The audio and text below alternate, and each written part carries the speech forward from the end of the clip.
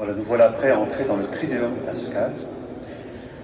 Les catéchumènes, on est avec vous, on vous porte et on compte sur vous. Voilà, alors nous venons de vivre à la cathédrale d'Amiens la messe chrismale qui se vit dans tous les diocèses du monde, où l'évêque est entouré de tous ces prêtres qui renouvellent les promesses de leur sacerdoce et entouré de tous les représentants du peuple de Dieu, les religieux, religieuses, tous les baptisés, etc., les diacres.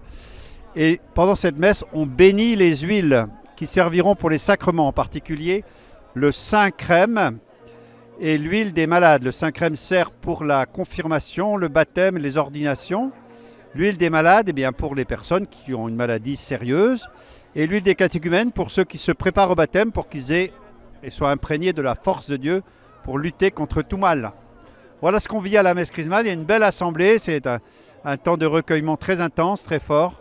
Et voilà, on est heureux. Qu'est-ce que cela signifie pour vous, la messe chrismale? Eh bien, d'abord, le bonheur de me retrouver avec mes frères prêtres, de pouvoir avec eux m'engager de nouveau à la suite du Christ. Et puis, ce grand bonheur de voir tous ces catéchumènes qui nous accompagnaient ce soir et qui sont dans l'impatience de recevoir le sacrement du baptême et les autres sacrements de l'initiation chrétienne.